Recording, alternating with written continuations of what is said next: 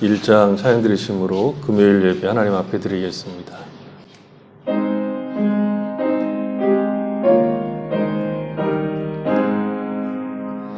만복의 근원 하나님, 온 백성 찬송 드리고 저 천사여 찬송하세.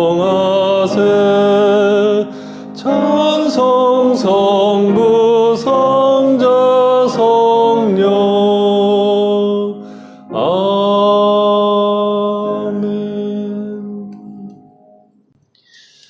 하나님 아버지 감사합니다. 하나님을 사랑하는 하나님의 백성들이 함께 모여서 하나님을 찬양하고 경배하도록 우리를 불러주셔서 감사합니다.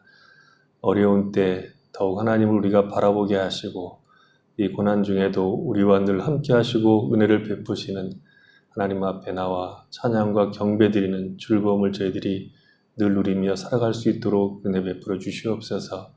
이 귀한 시간 저희들이 함께 모여 예배하오니 우리 가운데 임하셔서 큰 복으로 생명으로 채워주시옵소서.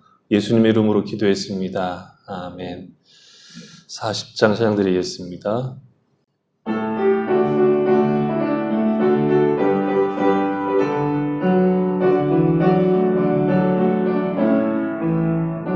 찬송으로 보답할 수 없는 큰 사랑, 주님께 영광 할렐루야.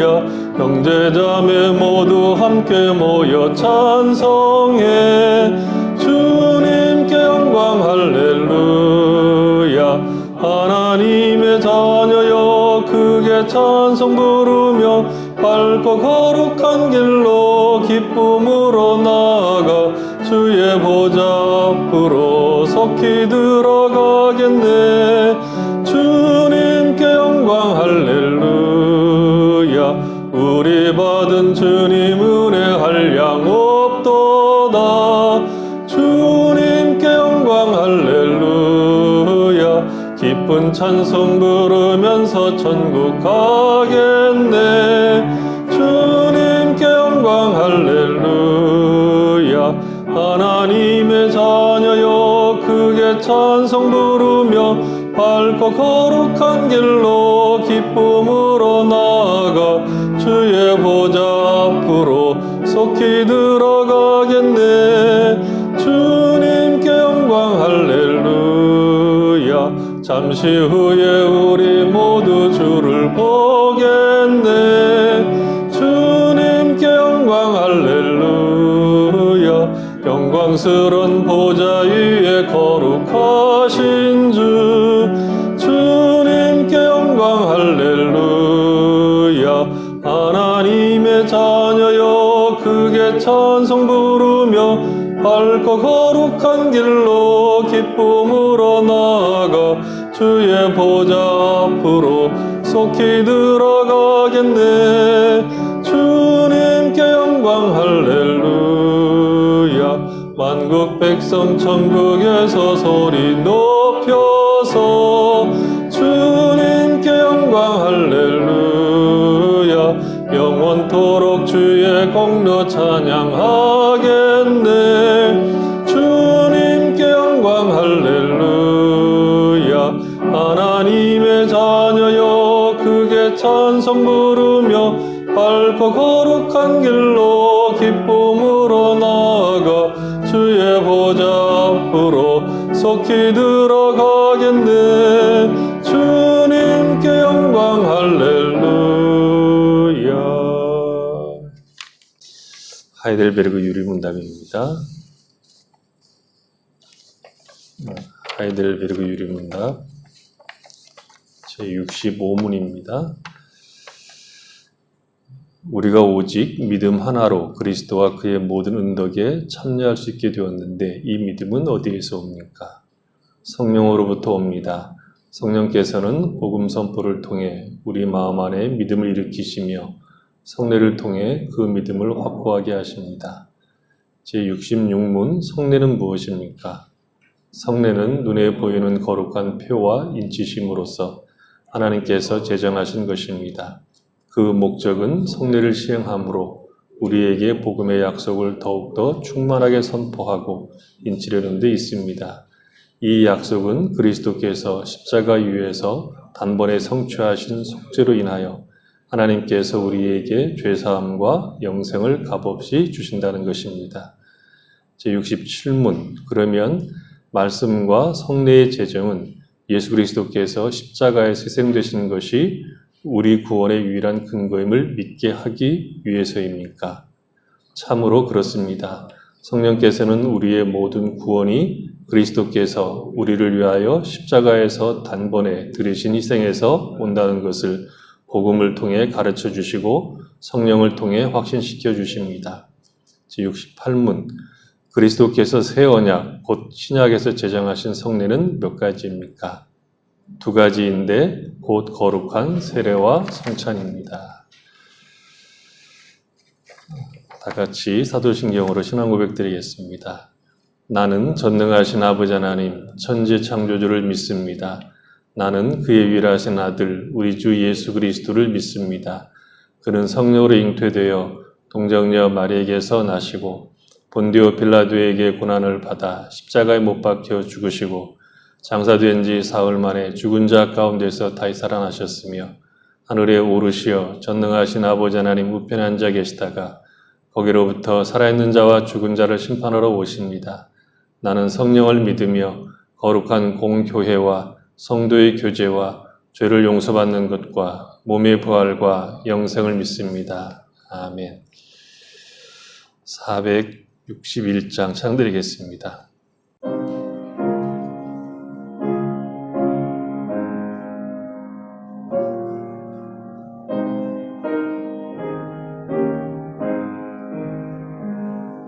저거를 질 수 있나 주가 물어보실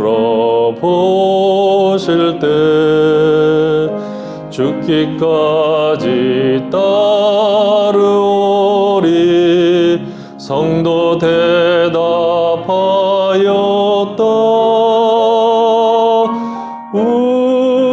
우리의 심령 주의 것이니 주님의 형상 만드소서. 주 인도 따라 살아갈 동안 사랑과 충성 늘 바치오리다. 너는 기억하고 있나 구원받은 강도를 그가 회개하였을 때 낙원 허락받았다.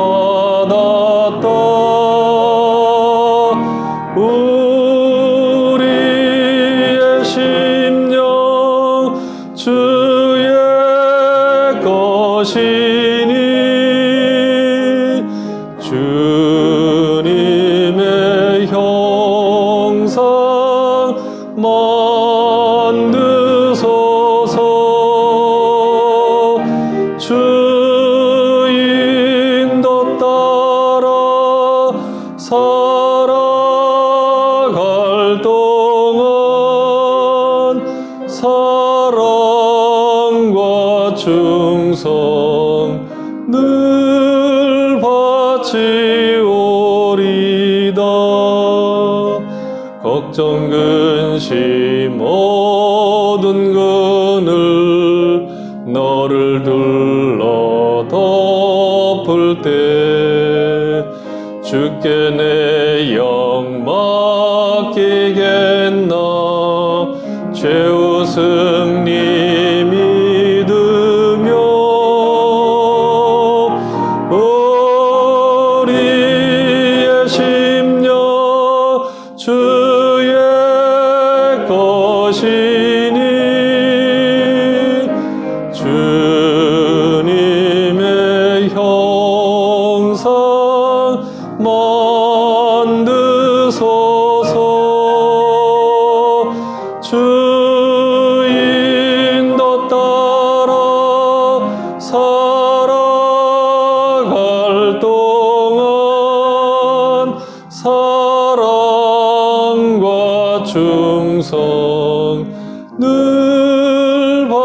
바치오리다. 이런 일 다 할 수 있나 주가 물어보실 때 용감한 자 바울처럼 선뜻 대답하리라.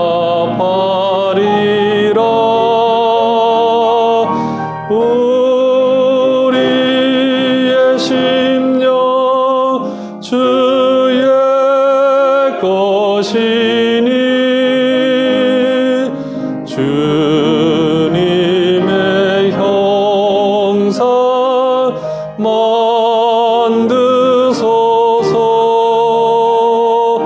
주 인도 따라 살아갈 동안 사랑과 충성 늘 바치오리다.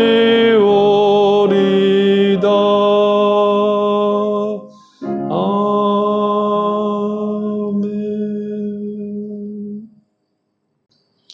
야고보서 1장입니다. 야고보서 1장.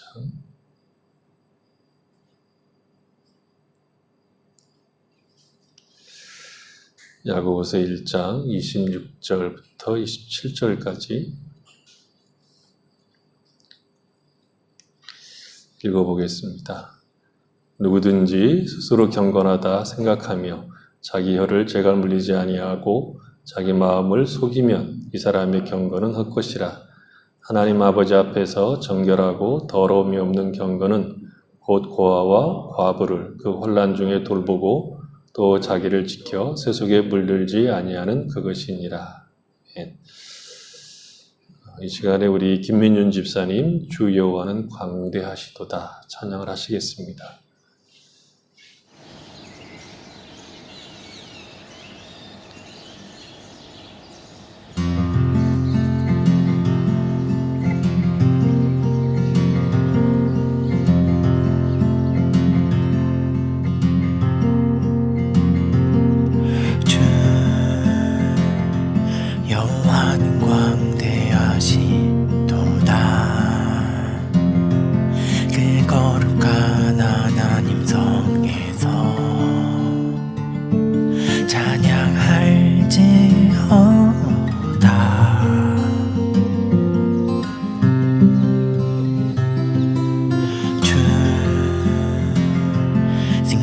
우리에게 주셨도다. 모든 원수 물리치셨네. 엎드려 절하세.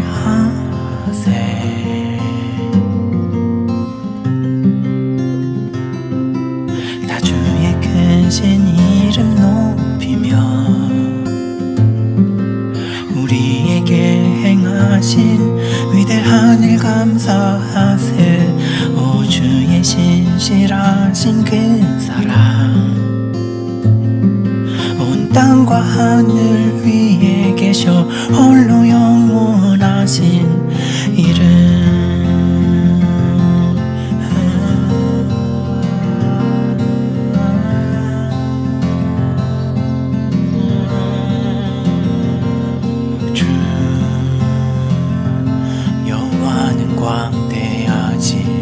광대하시도다. 그 거룩한 하나님 성에서 찬양할지어다.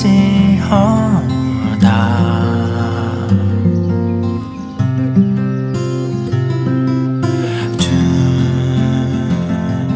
승리 우리에게 주셨도다. 모든 원수 물리치셨네.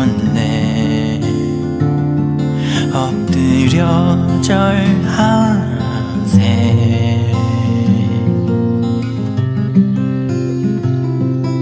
다 주의 크신 이름 높이며 우리에게 행하신 위대한 일 감사하세. 오 주의 신실하신 그 사랑 땅과 하늘 위에 계셔 홀로 영원하신 이름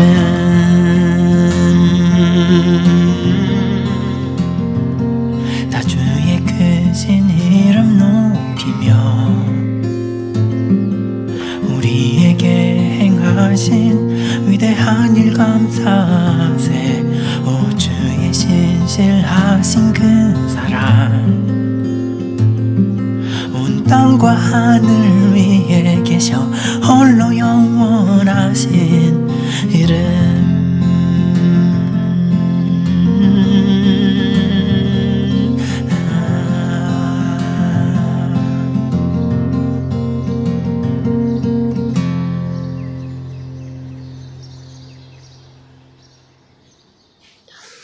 감사합니다. 기도하겠습니다.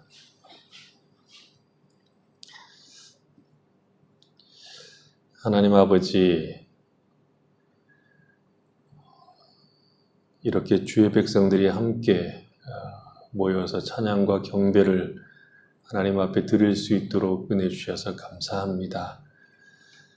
우리가 마땅히 얼굴과 얼굴을 마주 대하고 하나님 앞에 함께 모여 예배를 드려야 되지만 우리가 처한 형편이 그렇지 못하여 우리 각자 처소에서 함께 모여서 예배를 하나님 앞에 드립니다.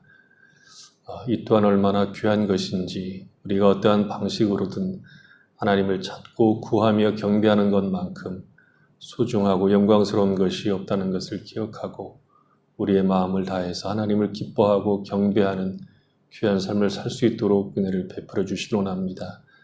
특별히 어려운 때를 살아갈 때에는 더 많이 생각하고 하나님의 크심과 하나님께서 우리에게 어떻게 은혜를 베푸시며 우리에게 무엇을 주시고자 하는지 말씀을 통해서 깊이 생각할 수 있도록 은혜를 베풀어 주시기 원합니다. 우리가 처한 불편하고 어려운 환경만 보는 것이 아니라 그 속에서 일하시고 그 속에서 우리에게 생명과 복을 주시는 하나님이 어떠한 분이신지 생각하고 더욱 하나님께 가까이 가며 하나님이 우리의 소망이며 우리의 영광인 것을 고백하는 귀한 믿음들이 될 수 있도록 은혜 베풀어 주시옵소서. 그래서 어려운 때지만 오히려 감사도 있고 소망도 있고 하나님을 더욱 찬양하는 기쁨도 우리 가운데 있도록 은혜를 베풀어 주시기 원합니다. 이 귀한 때를 그저 흘러보내지 않고 하나님과 더 우리가 밀착되게 하시고 하나님을 바라보는 기쁨이 더 충만한 시간들로 채워질 수 있도록 은혜를 베풀어 주시옵소서. 그러나 주님, 저희들이 간구하는 것은 이 기간이 길게 가지 않길 원하는 것입니다. 수많은 사람들이 고통을 겪고 아픔을 겪고 있는 것을 주께서 아시오니 진노 가운데 자비를 베풀어 주셔서 이 일이 속히 지나갈 수 있도록 긍휼을 베풀어 주시옵소서.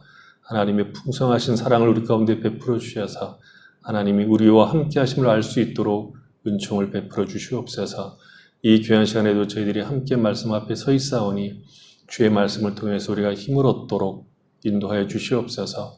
주의 말씀을 통해서 깨우치는 바가 있음으로 기뻐하게 하시고 그 말씀을 순종함으로 하나님 앞에서 허락된 그 생명을 누리는 귀한 시간 되도록 은총을 베풀어 주시옵소서. 예수님의 이름으로 기도했습니다. 아멘.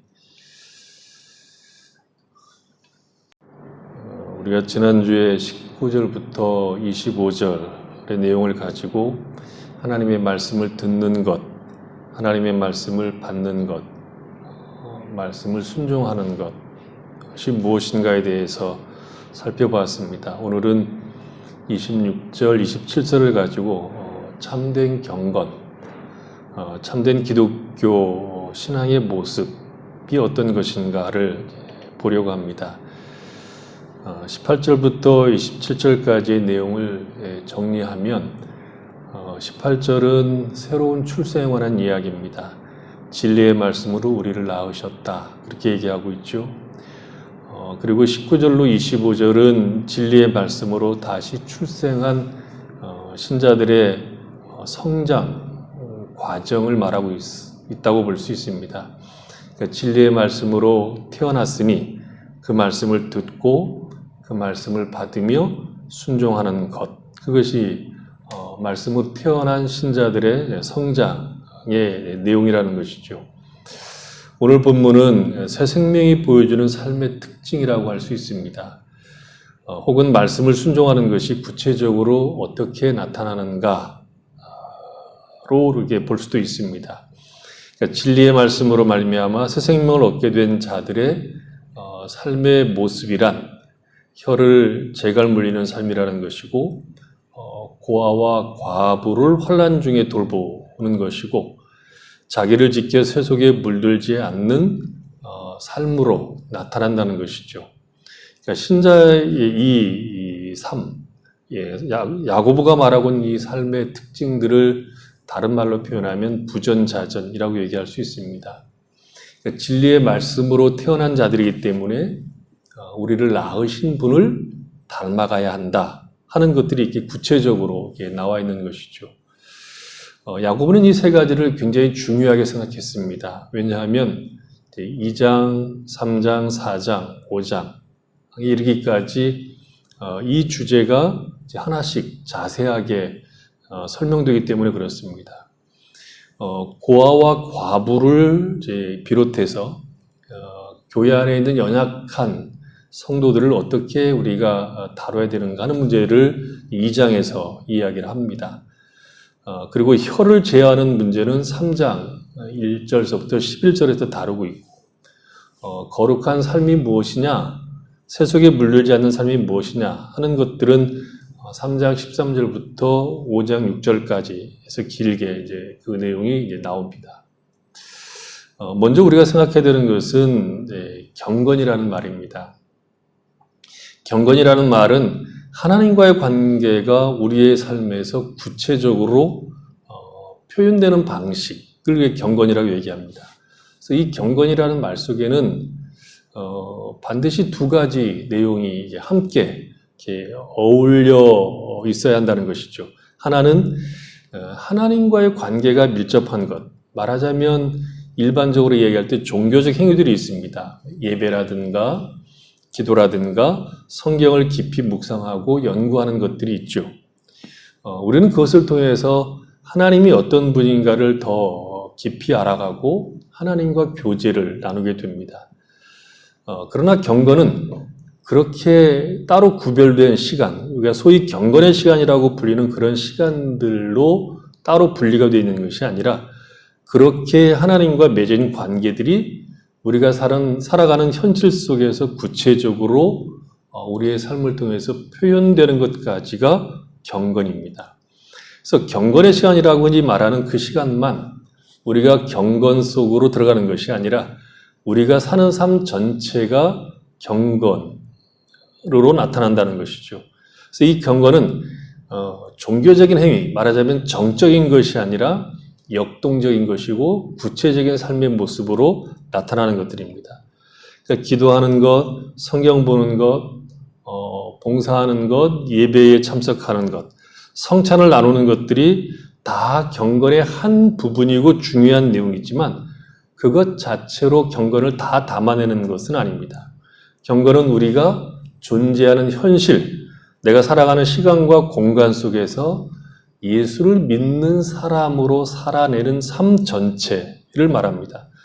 그것을 야고보는 구체적으로 혀를 재갈 물리는 것으로 고아와 과부를 환난 중에 돌보는 것으로 자기를 지켜 세속에 물들지 않는 것으로 나타난다. 이렇게 얘기를 하고 있는 것이죠.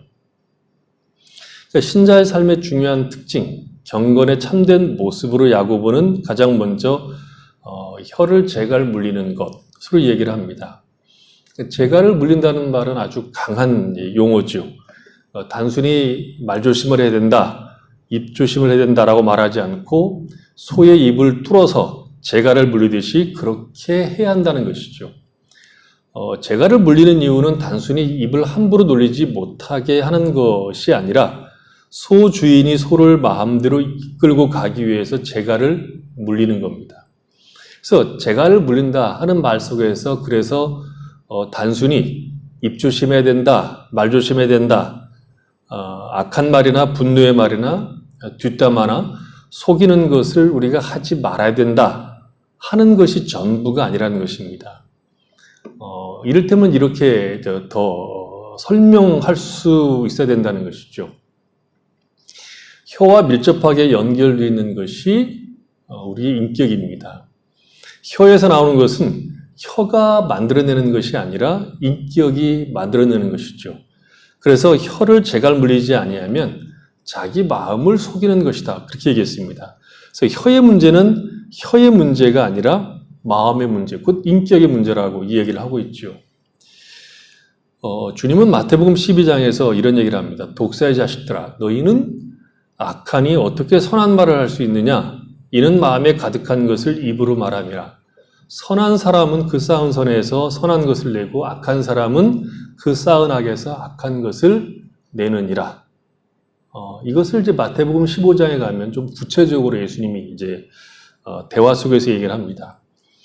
무리를 불러 이르되 듣고 깨달으라. 입으로 들어가는 것이 사람을 더럽게 하는 것이 아니라 입에서 나오는 것이 사람을 더럽게 하는 것이니라. 이에 제자들이 나와 이르되 바리새인들이 이 말씀을 듣고 걸림이 된 줄 아시나이까? 예수께서 대답하여 이르시되 심은 것마다 내 하늘 아버지께서 심으시지 않은 것은 뽑힐 것이니 그냥 두라. 그들은 맹인이 되어 맹인을 인도하는 자로다. 만일 맹인이 맹인을 인도하면 둘이 다 구덩이에 빠지리라 하시니 베드로가 대답하여 이르되 이 비유를 우리에게 설명하여 주옵소서.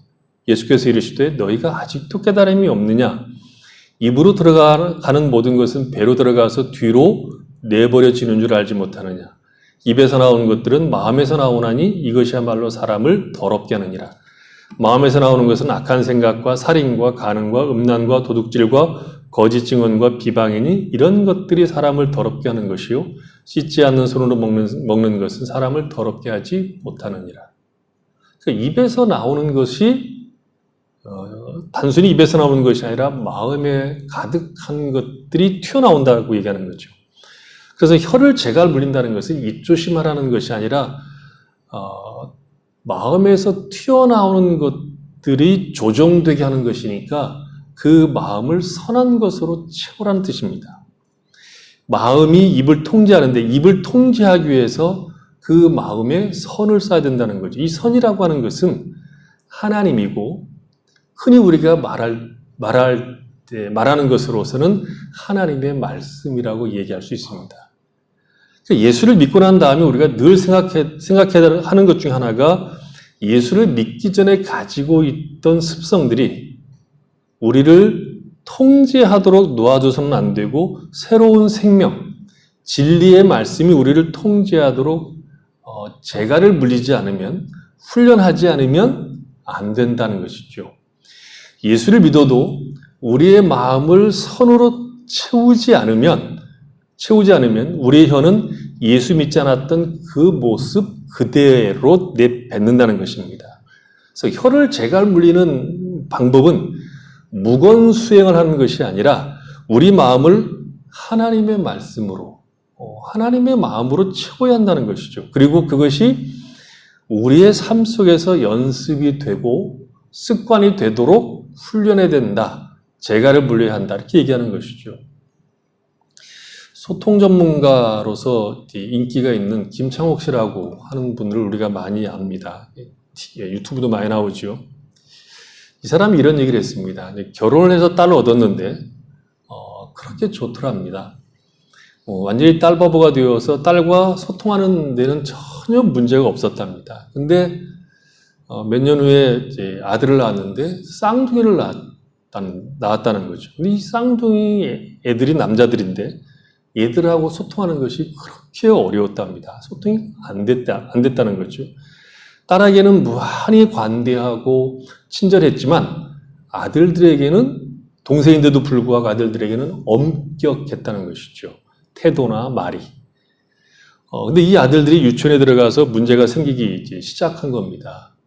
얘들이 좀 과격하고 과격을 지나서 폭력도 쓰고, 소통 전문가라고 소문난 사람인데 그 아들들하고는 이 소통 전문가가 소통이 되지 않아서 어찌할 바를 모르고 있었던 것이죠. 이유는 본인이 아들로서 자신의 아버지와 소통한 적이 한 번도 없었답니다. 아버지와 제대로 된 이야기를 한 적이 한 번도 없었다는 것이죠. 그 시대의 아버지가 그랬을 뿐만 아니라 이 아버지는 이 언어장애를 갖고 계셔서 그리고 귀가 잘 안 들려서 큰 소리로 자기 주장만 얘기했지 들을 생각을 하지 않았다는 것이죠.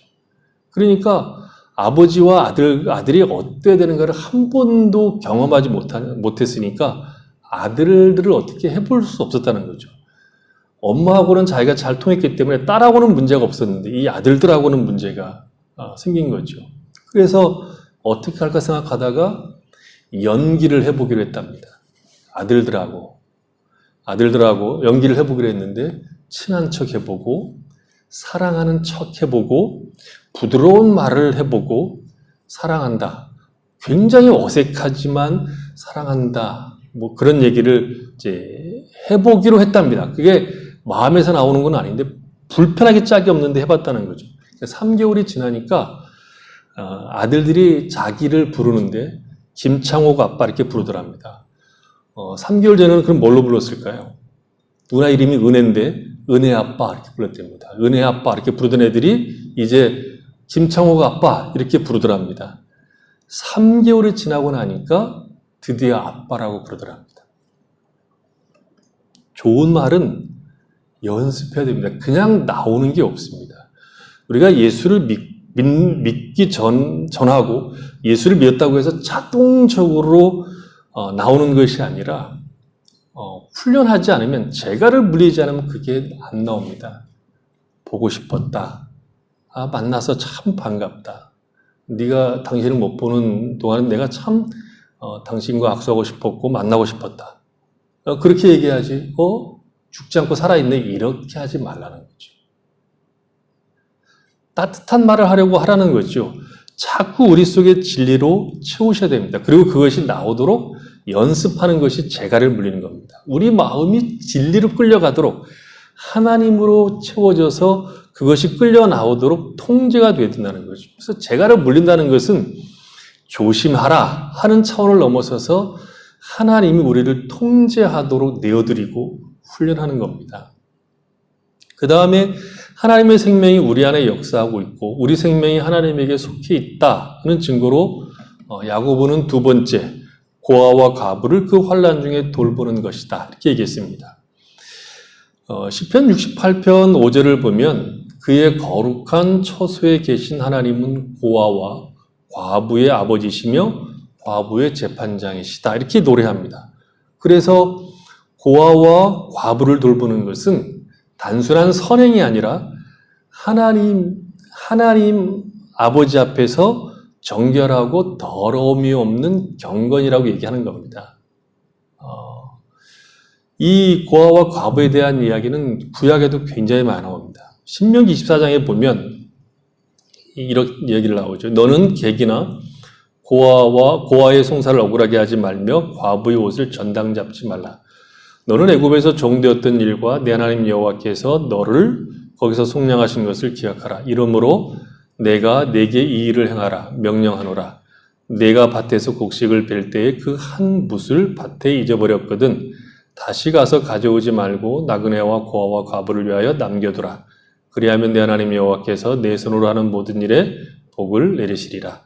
내가 내 감람나무를 떤 후에 그 가지를 다시 살피지 말고 그 남은 것은 객과 고아와 과부를 위하여 남겨두며 내가 내 포도원의 포도를 딴 후에 그 남은 것을 다시 따지 말고 객과 고아와 과부를 위하여 남겨두라. 너는 애굽 땅에서 종되었던 것을 기억하라. 이러므로 내가 내게 이 일을 행하라 명령하노라. 그래서 고아와 과부를 돌본다는 것은 내가 은혜로 구원 얻은 자임을 고백하는 행위라는 거죠. 그래서 고아와 과부를 돌보라고 하시면서 성경은 이스라엘 백성들에게 애굽에서 종살이 할 때 하나님께서 너희를 건지셨다는 얘기를 하는 겁니다. 애굽에서 종살이 할 때 하나님께서 그들을 건져주신 것은 건져주실 만한 무슨 이유가 있어서가 아니라 은혜로, 사랑으로 하신 겁니다. 이스라엘 백성들이 구원 얻을 만한 어떤 조건이 있어서가 아니라 하나님이 그들을 불쌍히 여기셨기 때문입니다. 그래서 구원하셨다. 그렇게 구원하셨다는 것은 하나님께서 이제 그들의 인생을 책임지신다는 거죠. 아버지로서 책임지신다는 것입니다. 그러니 너희들도 고아와 과부를 내가 너희를 구원하여 너희를 책임지는 자가 되었으니 너희도 그 마음에 동참하여 고아와 과부를 대하라는 겁니다. 그것이 경건입니다. 경건이란 하나님의 마음을 표현해내는 거지요. 성경은 이 고아와 과부를 많이 언급하는데, 그리고 늘 같이 언급을 합니다. 지금은 성경이 이제 기록된 당시보다 상황이 조금 나아지긴 했지만, 성경 기록 시대, 그리고 얼마 전까지도 그랬죠. 한 가정의 남편이 죽으면 아이들은 고아가 되고 아내는 과부가 됩니다. 경제 활동의 유일한 주체인 가장이 죽으면 그 가족들의 삶은 누구도 책임을 져줄 수 없기 때문에 아이들은 고아라고 얘기했고 그 아내는 과부라고 얘기한 겁니다. 그래서 추수할 때 무자비하게 추수하지 말고 깨끗하게 하지 말고 한쪽 구덩이 설렁설렁 추수해서 남겨두라고 얘기한 거죠. 그래서 이삭도 많이 떨구라는 거죠. 그래서 조용히 와서 그들이 주워가도록 그렇게 하라는 것입니다. 내가 너희를 구원해서 너희를 책임지는 자가 된 것처럼 너희도 그렇게 표현하고 살라고 얘기하는 것입니다. 이 고아와 과부를 이제 돌보라고 얘기할 때 그 시점을 얘기했어요. 야고보는 그 환난 중에 이렇게 얘기했죠. 물론 이 환난 중에 있는 사람들은 고아와 과부입니다. 그들에게는 이제 가장이 부재하니까 앞길이 캄캄하게 된 거죠. 큰 환난을 만나게 된 겁니다. 그러나 환난 중에라고 하는 것은 고아와 과부뿐만 아니라 신자 전체로 저는 보고 싶습니다. 야고보가 편지를 쓰던 그 당시에 신자들의 삶은 대단히 고단했습니다. 예수를 믿는다 하는 것은 지금의 상황과 매우 달랐다는 것이죠. 예수를 믿음으로 말미암아 오는 불이익은 지금 우리가 겪을 수 있는 것보다, 우리는 별로 겪지 못하지만 혹 겪을 수 있는데 그것보다 훨씬 더 직접적이고 때로는 위협적이었습니다. 재산을 뺏기기도 했을 정도니까 굉장히 위협적이었죠. 그런 가운데 고아와 과부가 된 것은 설상가상인 상황인 것이고 신자들도 역시 환난 가운데 있었다라고 보는 거죠. 그 환난 가운데 있었다는 것을 전제로 쓴 편지가 계시록 아닙니까? 계시록은 환난 가운데 있는 성도들을 유로하기 위해서 쓴 거니까 그 당시 모든 성도들도 그랬다는 거죠. 그래서 야고보가 이 편지를 쓸 당시 초대교회 특징이 뭐냐 할 때 초대교회는 분명히 미약했습니다. 수적으로도 미약했고 사회 신분적으로도 미약했음에도 불구하고 로마 사회에서 사라지지 않고 진리 안에서 견고하게 서서 복음의 능력을 드러낼 수 있었던 이유가 무엇이냐라고 할 때 성령 충만해서 성령의 능력으로 그렇게 단순하게 답할 수 있는 게 아닙니다. 교회 공동체가 고아와 과부 그리고 그 연약한 자들을 떠안은 것이 있었습니다. 어쩌면 나 하나 건사하기도 힘든 상황, 우리식으로 얘기하면 각자 도생해야 되는 그런 상황 속에서 나 하나 건사하기 위하여 공동체가 안고 있었던 문제들을 외면한 것이 아니라 환난 중에 있음에도 불구하고 고아와 과부를 돌본 겁니다. 그것은 그 당시 있었던 어떤 공동체에서도 볼 수 없었던 예수 믿는 사람들만이 가지고 있었던 아주 기이하고 특이하고 자유롭고 해방된 모습이었다고 교회 역사가들은 얘기하죠. 정말 그랬을까? 고린도후서 8장에 보면 이런 얘기를 합니다. 다른 성경으로 제가 읽어드릴 건데요. 고린도후서 8장 1절에 보면 이제 나는 하나님께서 마게도냐에 있는 여러 교회에 어떻게 은총을 베푸셨는지 여러분에게 알리려고 합니다. 그들은 많은 어려움과 역경을 당하고 극도의 빈곤을 겪으면서도 기쁨에 넘치는 마음으로 다른 사람들을 구제하는 데 쓰라고 돈을 내놓았습니다. 그것도 자기네 힘이 미치는 한도 내에서가 아니고 그 이상의 것을 자진해서 내놓았다는 것을 나는 분명히 말할 수 있습니다. 그들은 예루살렘에 있는 믿음의 식구들을 돕는 기쁨을 함께 나누고 싶다고 돈을 가지고 와서 우리에게 간청하였습니다. 무엇보다도 훌륭한 일은 우리가 기대했던 것 이상으로 그들이 협력을 해준 사실입니다. 그들은 먼저 그들 자신을 주께 바치고 우리에게도 헌신하였습니다. 하나님께서 우리를 시켜 무엇을 지시하든지 그대로 순종하였습니다. 그래서 환난 중이라는 말은 고아와 과부만 가리키는 것이 아닌 겁니다. 그들은 많은 어려움과 역경을 당하고 극도의 빈곤을 겪으면서도 마게도냐 교회죠.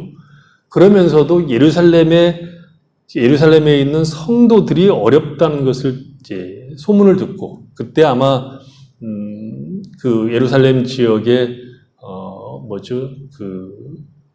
추수를 할 수 없었던 그런 상황. 그래서 식량이 부족했던 그런 상황이었는데 그들에게 국류를 베풀기 위해서 자기들이 할 수 있는 것 이상의 것을 내놓았다. 그리고 함께 나누고 싶다고 간청했다. 이렇게 지금 이야기하고 있는 거죠. 그래서 고아와 과부를 돌보는 경건이라고 하는 것은 동일한 환난 중에 있는 우리들에게 요구되고 있는 신앙의 내용이고 경건의 모습이라는 거죠. 지금 우리는 누구나 할 것 없이 다 환난 중에 있다고 얘기할 수 있습니다. 이 거대한 환난을 비켜 서 있는 사람은 아무도 없습니다. 그래서 우리는 이 환난에서 각자 도생해야 되는 것이 아닌가 그런 생각들을 하게 되고 벗어나야 된다 그렇게 생각을 이제 하게 되죠. 신자들은 한 걸음 더 생각해 볼 수가 있어야 된다는 거죠. 이 환난 중에 우리가 각자 도생하는 것으로만 우리의 신앙의 내용들을 생각해야 되는 것이 아니라 이 환난 중에도 우리가 함께 나눠야 될 사람이 없는가를 생각해 보셔야 됩니다. 특별히 우리는 이 방글라데시의 땅에 살고 있고 이 방글라데시 땅을 우리가 싫어하든 좋아하든 어떻든 우리는 이 땅에 빚을 지고 있는 자들입니다. 예수를 믿는 사람이기 때문에 더 큰 빚을 지고 있는 것이죠. 그래서 우리는 깊이 생각하고 이들을 위해서 우리가 근심하고 걱정하고 이 환난 중에 우리가 무엇인가 함께 할 수 있는 것이 없는가 그렇게 생각하셔야 됩니다. 그래서 이런 이제 시기에 이런 얘기를 하는 것이 이제 적당한 건지 제가 잘 모르겠지만 우리가 힘들고 어려운 상황에 있지만 여러분 헌금을 좀 열심히 해주셨으면 좋겠습니다. 각자 도생할 길로만 우리 자신들을 피난시키지 말고 이때 하나님께서 우리를 통해서 무엇을 하고 싶으신가 하는 것을 생각하고 마게도냐 교회가 예루살렘 교회를 향해서 힘에 지나도록 자기들도 빈곤 가운데 있었지만 힘에 지나도록 환난 중에 있는 성도들을 돌본 환난 가운데 있는 자들이 더 큰 환난 가운데 있는 자들을 돌본 것과 같은 그 믿음이 우리에게 있어야 된다는 것이죠. 그러니 여러분 열심히 헌금을 하셨으면 좋겠습니다. 우리는 애굽에서 건짐을 받은 자들입니다. 구원을 받았고 생명을 가졌습니다.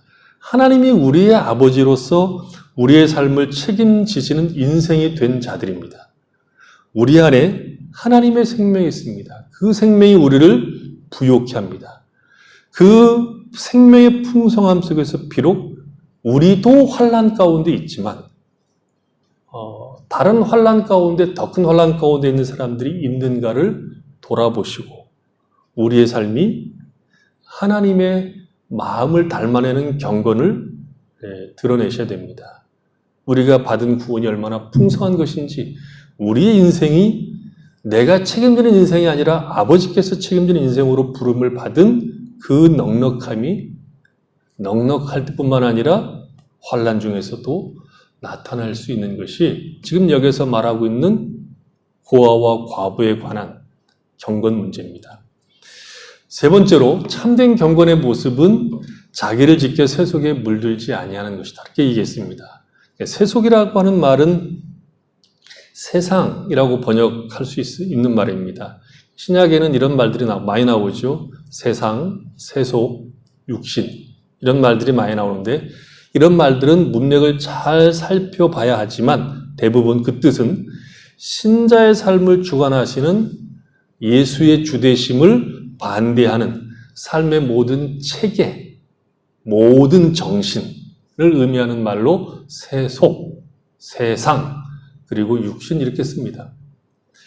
하나님은 그리스도 예수 안에서 우리를 구속하시고 구속하신 백성들의 삶을 율법을 듣고 순종하는 삶으로 인도해 가십니다.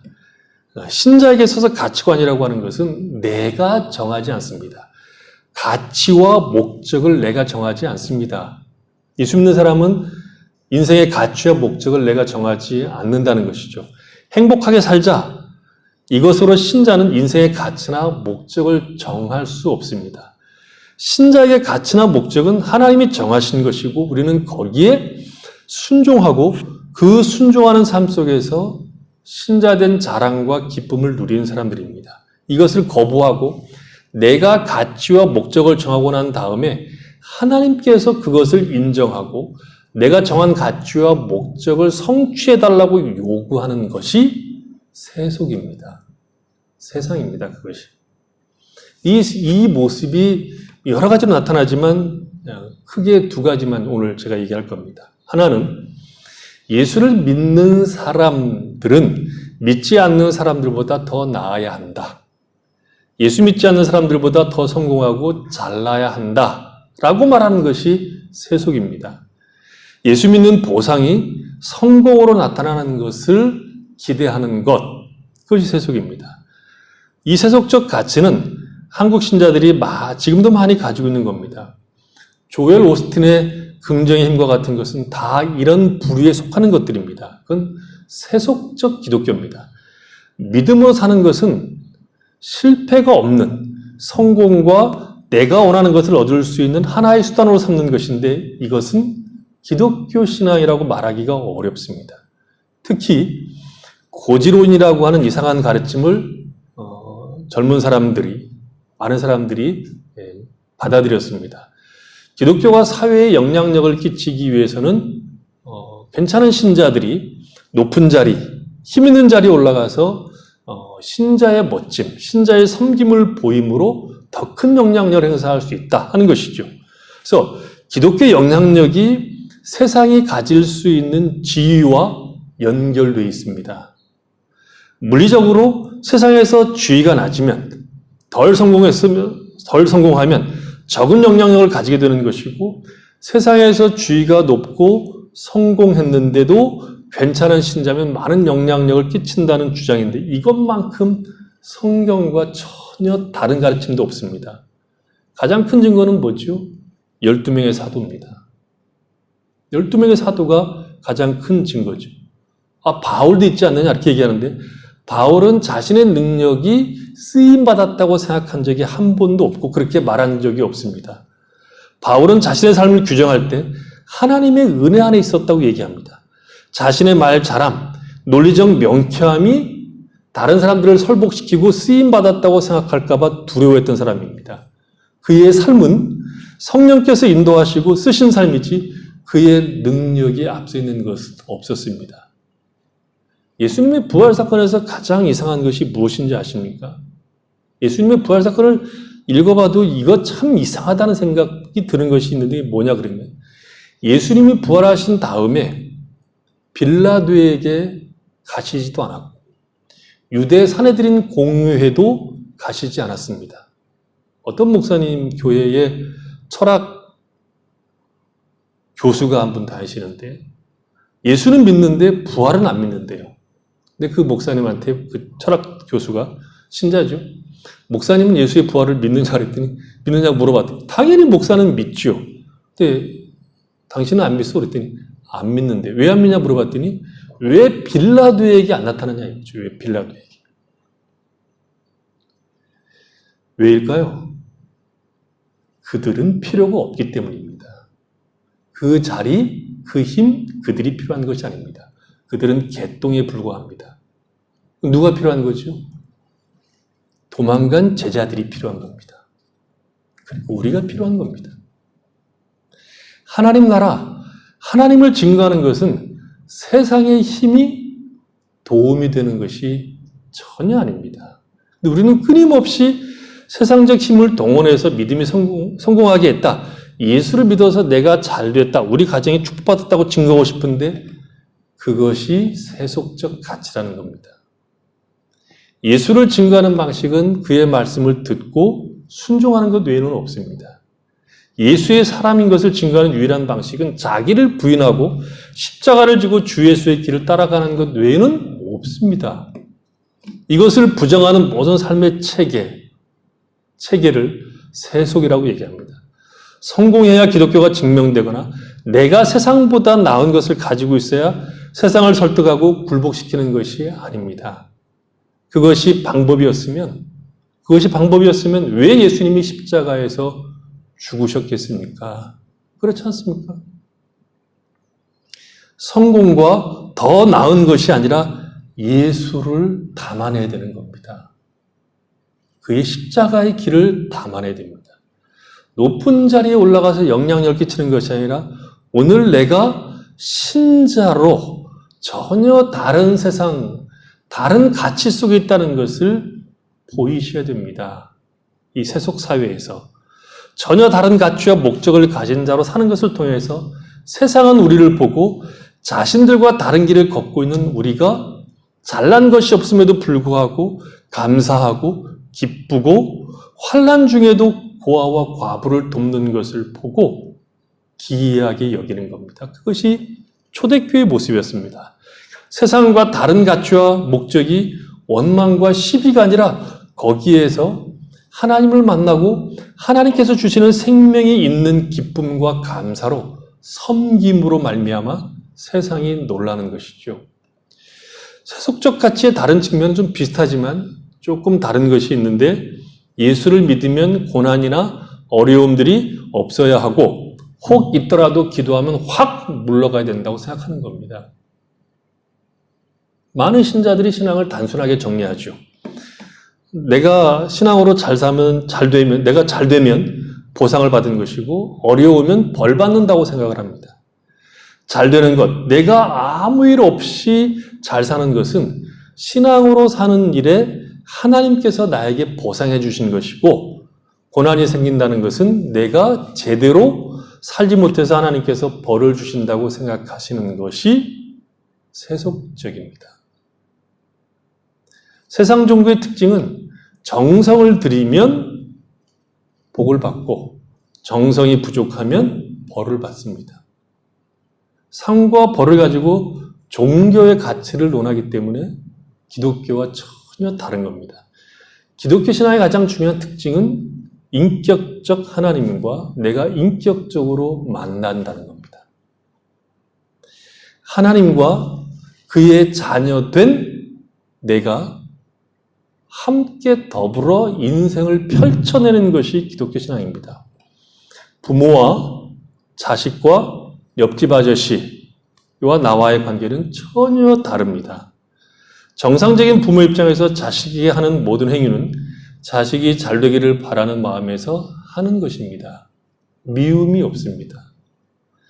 미움이 있다가도 금세 사라지고 사랑만 남는 것이 부모입니다.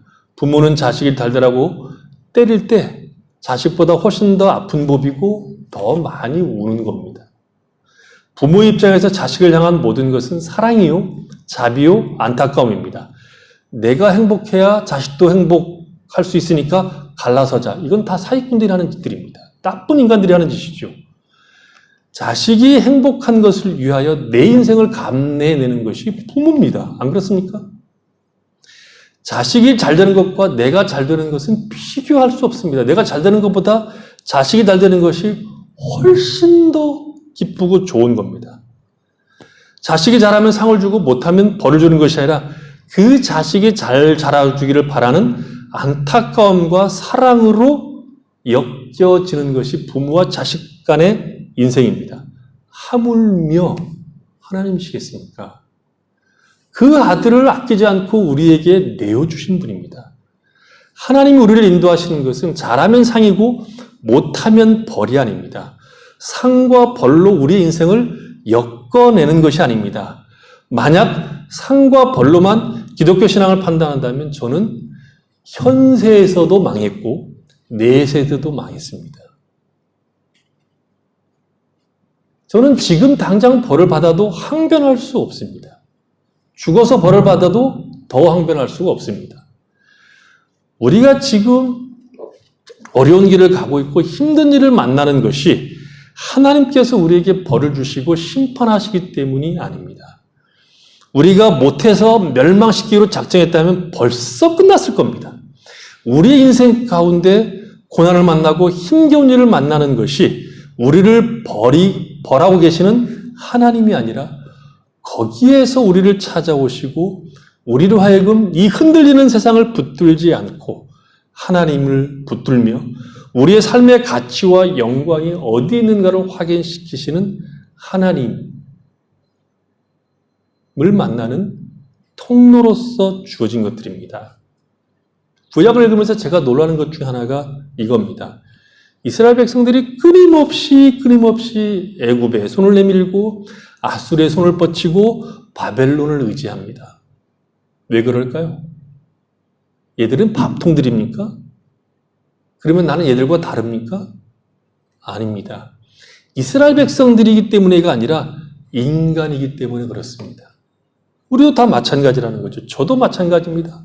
이것을 아주 간단하게 표현하면 이렇게 표현할 수 있습니다. 법은 멀고 주목은 가까운 것입니다.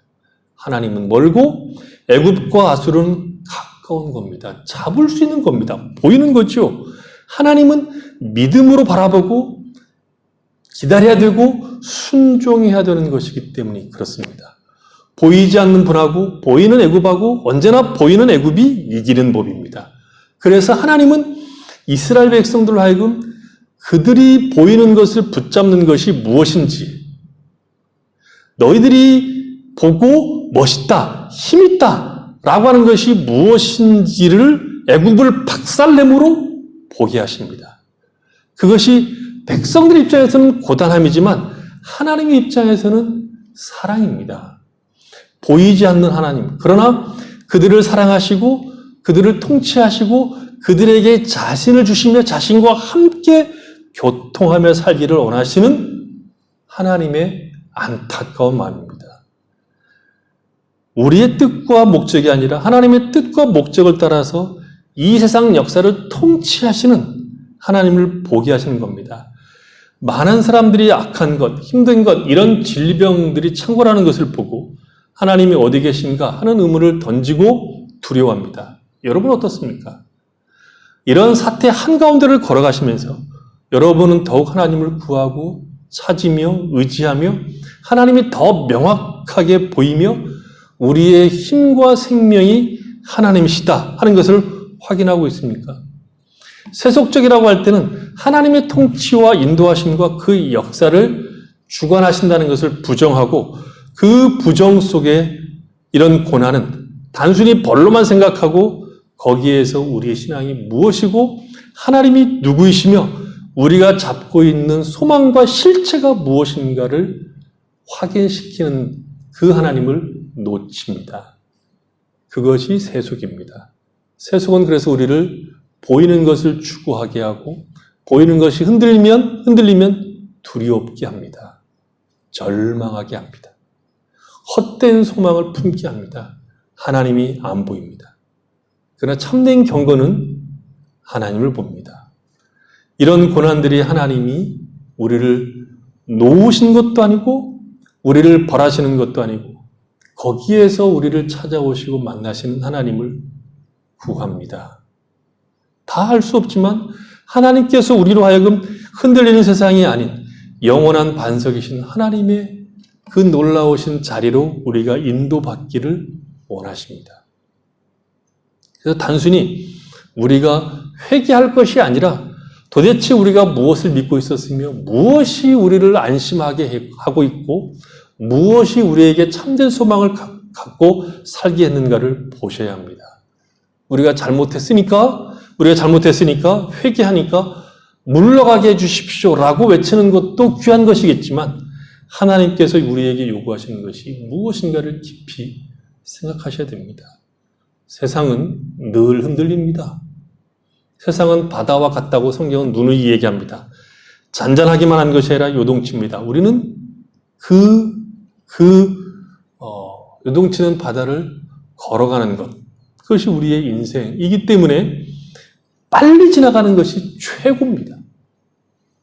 오래 지나가는 것이 아니라 빨리 지나가는 것이 최고지만 그것은 우리 마음대로 하는 것이 아니기 때문에 우리는 그 인생길을 걷습니다. 걷는데 무엇이 우리의 기초이고 우리의 반석이고 생명인가를 확인하셔야 됩니다.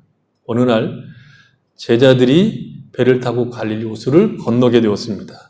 캄캄한 밤인데 갑자기 풍랑이 일어서 어찌할 줄 모르는 형편으로 빠지게 되었습니다. 그때 주님이 바다 위로 걸어오고 계셨습니다.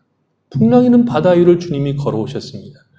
풍랑을 잔잔케 하고 걸어오신 것이 아니라 그 풍랑이 있는 바다를 걸어오셨습니다. 제자들은 기겁을 했습니다. 풍랑도 있는데 밤중에 흰옷을 입은 무언가 하나가 물 위로 걸어오고 있으니까 딱 귀신이죠.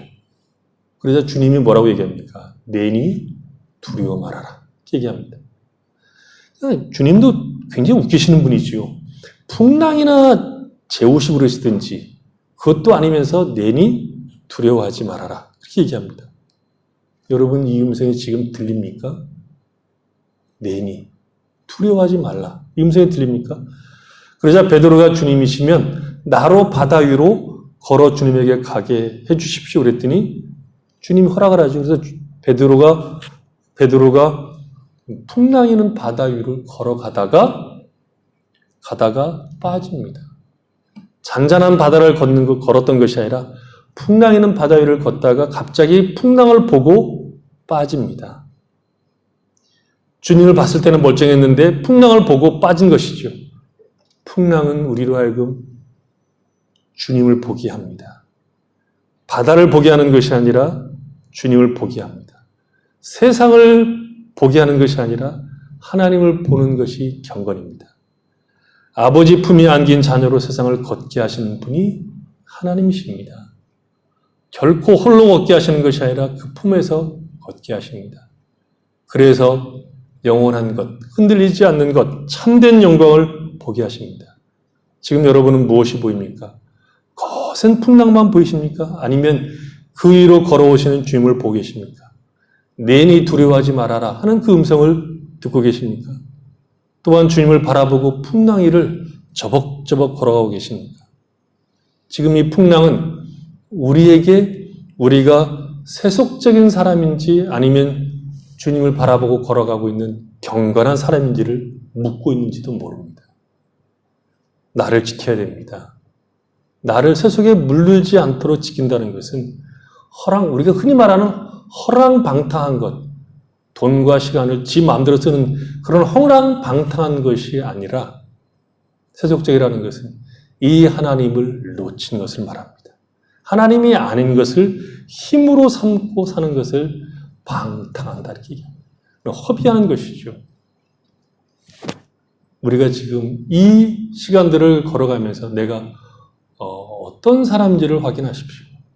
참된 경건은 지금 혀를 제가 물리고 말씀이 우리를 끌고 가게 하는 것이고 환난 중에 있음에도 불구하고 각자 도생해야 되는 것처럼 보이는 세상 속에서도 연약한 자들을 바라보는 것이고 그들에게 자비와 긍휼을 나타내 보이는 것이고 성공이나 높음으로가 아닌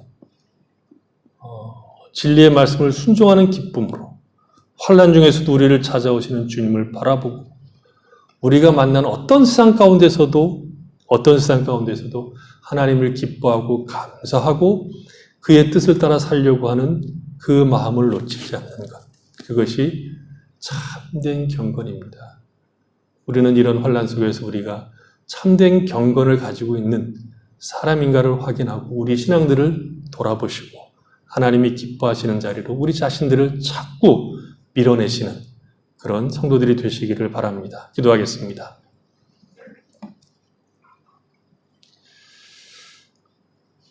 하나님 우리 아버지, 우리가 어떤 시대, 어떤 삶의 환경 속에서도 참된 경건을 가진 하나님의 사람으로 살아가도록 은혜를 베푸시길 원합니다. 하나님의 선한 것들이 우리 입을 통해서 나오게 하시고 각자 도생해야 될 것 같은 이 혼란 속에서도 우리가 도와야 될 연약한 자들이 혹 없는지 돌아볼 수 있는 넉넉함들이 있게 하여 주시기 원합니다. 하나님이 우리 인생과 삶을 책임지신다는 것을 믿고 혼란 중에서도 고아와 과부를 돌아볼 줄 아는 넉넉함, 하나님이 주시는 풍성함이 있게 하시고 이런 혼란 속에서 눈에 보이는 것들이 아닌 보이지 않지만 분명히 계시며 우리와 함께 하시며 우리에게 생명을 주시는 하나님에게 우리의 삶을 의탁하고 그 하나님으로 인하여 힘을 얻는 믿음의 삶을 살도록 은혜를 베풀어 주시기 원합니다. 내니 두려워하지 말라고 말씀하시며 또 걸어라고 말씀하시는 그 예수의 음성을 듣고 이 세상 가운데 주를 바라보고 이 세상을 넉넉히 풍성하게 걸어갈 수 있는 믿음의 삶을 살 수 있도록, 그래서 우리가 정말 하나님을 믿고 사는 참된 경건의 모습을 이때 마음껏 드러낼 수 있는, 그리고 그 안에서 기쁨과 감사가 있는 삶을 살 수 있도록 은혜 베풀어 주시옵소서. 예수님의 이름으로 기도했습니다. 아멘. 452장 찬양 드리겠습니다.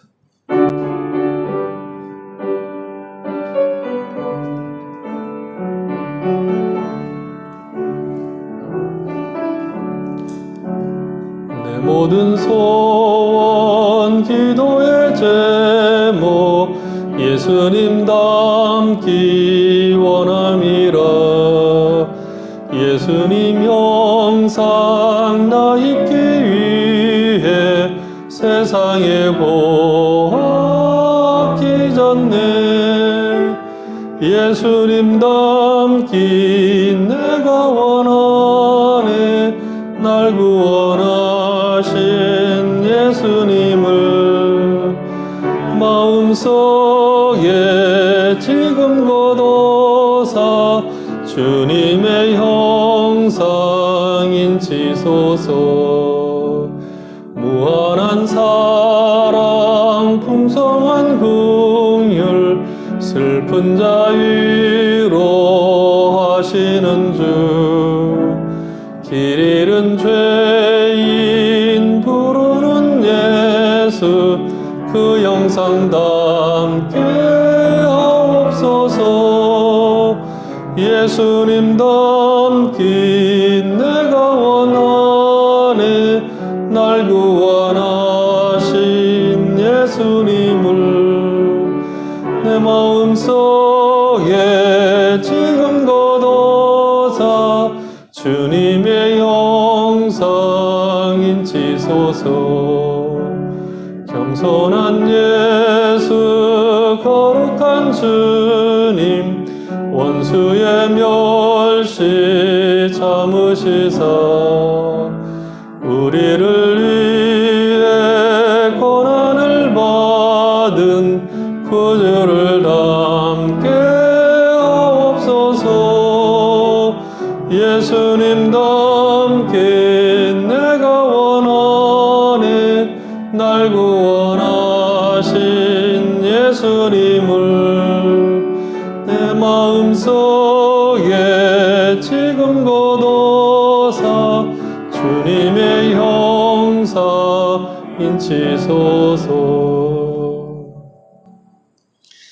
하나님 아버지 감사합니다. 우리가 늘 주님의 은혜 가운데 있음을 알게 하여 주시기 원합니다. 우리가 결코 홀로 있지 않고 하나님의 돌보심, 인도하심, 그의 붙드심 속에 있다는 것을 알고 주를 더욱 의지하며 살도록 인도하여 주시옵소서. 이럴 때일수록 더욱 주를 바라보고 이 세상을 넉넉히 이기며 살아갈 수 있도록 우리의 삶을 인도하여 주시옵소서. 이 귀한 시간에 저희들이 함께 하나님 앞에 예배드리고 귀한 예물을 드렸습니다. 드려진 예물이 구별되게 하시고 또 드린 귀한 종들 손길에 주께서 축복하셔서 어려울 때이지만 주께서 주시는 풍성함이 있어서 그것으로 삶을 살며 이웃을 돌아보며 하나님의 뜻을 이루며 살아갈 수 있는 풍성한 삶이 되도록 은총을 베풀어 주시곤 합니다. 하나님, 우리가 어려운 때를 살아가고 있는 것 주께서 아시오니 우리의 탄식과 간구를 들어주시고 우리가 주님을 간절히 바라볼 때 힘과 위로와 소망 가운데 넉넉히 이길 수 있도록 은혜 베풀어 주시곤 합니다. 특별히 흩어져 있는 자녀들을 주께서 기억하시고 어느 곳에 있든 하나님의 큰 손 안에서 저들이 늘 믿음을 따라 살아갈 수 있도록 은총을 베풀어 주시옵소서. 예수님의 이름으로 기도했습니다. 아멘. 광고 말씀을 드리겠습니다. 예배는 유튜브 다카님교회 복구가 되었으니까 들어가서 보시면 되겠고요. 페이스북 다카교회로 보시면 되겠고 다카교회 다 가입하셔서 거기서 소통하실 수 있으면 좋겠습니다. 글을 거의 이틀에 한 번씩 올리고 있으니까 글들을 읽어보시고 도움이 되었으면 좋겠습니다. 헌금은 예배 드리실 때마다 보관하셨다가 다시 예배 드릴 때 가져오시면 좋겠고 혹은 박민근 집사님에게 연락해서 주시면 좋겠습니다. 이제는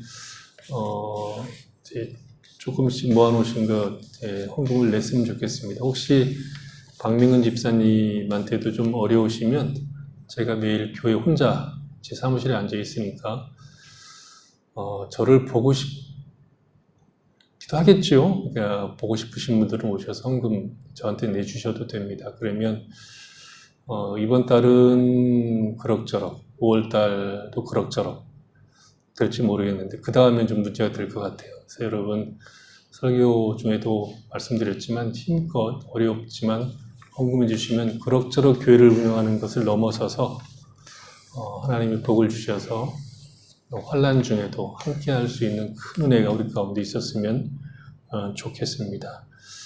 내일 교육하시는 우리 이제 성도들은 가셔서도 열심히 기도해 주시기 바랍니다.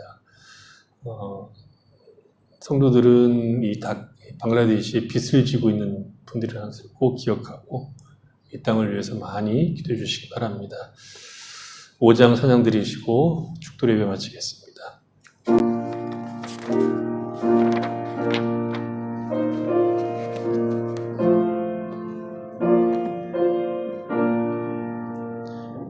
이 천지가 만물들아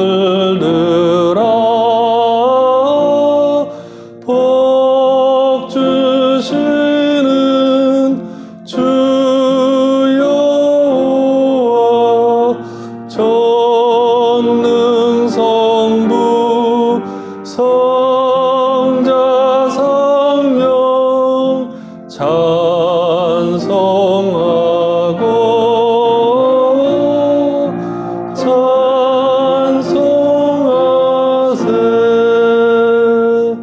아멘. 주 예수 그리스도 은혜와 하나님 아버지의 사랑하심과 성령의 교통하심이 주의 말씀을 우리 마음의 체험으로 그 주의 말씀의 선한 것들이 우리 입술을 통해서 나오며 환난 중에도 고아와 과부를 돌보며 이 어려운 때도 오히려 우리가 세속에 물들지 않고 우리의 힘이며 능력이며 우리의 모든 것이 하나님을 바라보고 이 어려운 세상을 넉넉하게 걸어가며 승리하며 살아가기를 원하는 주의 모든 성도들과 그 가정과 삶의 터전 위에와 출단의 성도들과 홀로 떨어져 있는 사랑하는 자녀들 머리 위에와 이 땅에서 구원을 기다리고 있는 수많은 영혼들과 저들을 위해서 수고하는 주님의 모든 귀한 종들 위에 지금부터 영원토록 함께 계실지어다. 아멘.